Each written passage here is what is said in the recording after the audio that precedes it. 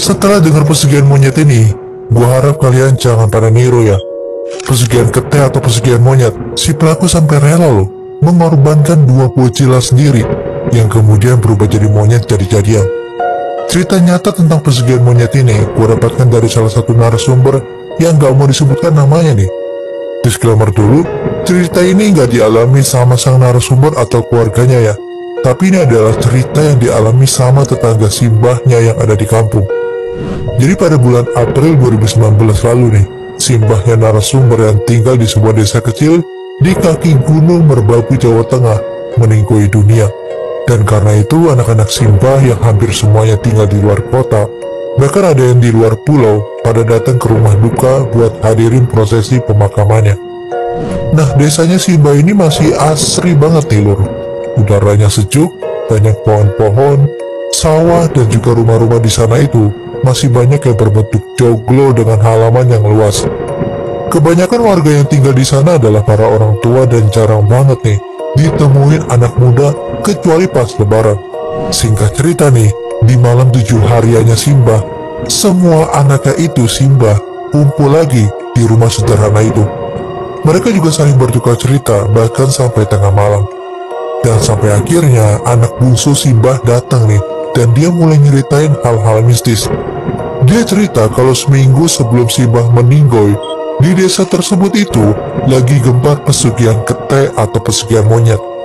Semuanya berawal dari pemilik rumah yang jaraknya itu sekitar 50 meter dari rumah simbah. Sebut aja pemilik rumah itu adalah Mas Teguh. Nah, Mas Teguh ini usianya terbilang masih muda ya, dan dia nggak punya riwayat penyakit apapun, tapi tiba-tiba aja dia sakit keras. Karena nggak kunjung sembuh, akhirnya dia manggil orang pinter nih, atau paranormal yang usianya udah cukup tua, dan kita sebut aja Simbah Turu. Selama ngobatin Mas Teguh, Simbah Turu ini selalu pamit pulang nih kalau udah selesai ngobatin. Dia kemudian diantar keluar sama Mas Teguh lewat pintu samping rumahnya yang berseberangan dengan rumah pengusaha kerupuk yang belum lama tinggal di situ. Nah, sampai di halaman depan rumah pengusaha kerupuk itu, Simbah Turu bertemu sosok anak kecil yang tingginya ya cuman selutut orang dewasa. Anak itu lagi nangis sesegukan sambil menatap ke wajahnya Simbah Turu. Dia bingung kan, ditanyalah, "Kamu siapa? Kenapa gak masuk rumah?" Terus anak itu jawab, "Aku dihabisi sama ibuku," sambil nunjuk ke rumah si pengusaha kerupuk tadi. Mas Teguh yang bingung karena dia gak melihat sosok anak kecil itu, kemudian nanya, "Mbah Turu ngomong sama siapa?"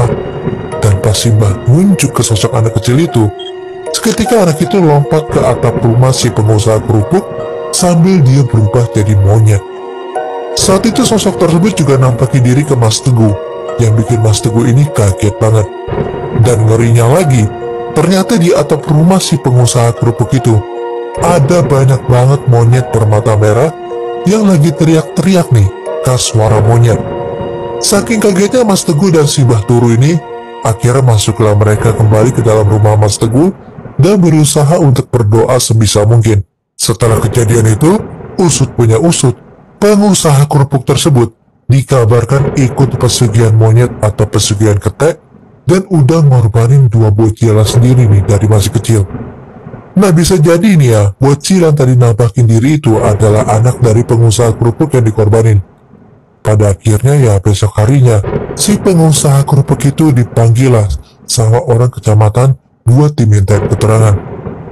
Nah, di sini apa kalian masih berminat nih ikut pesugihan ketek? Ketek apa ketek ya?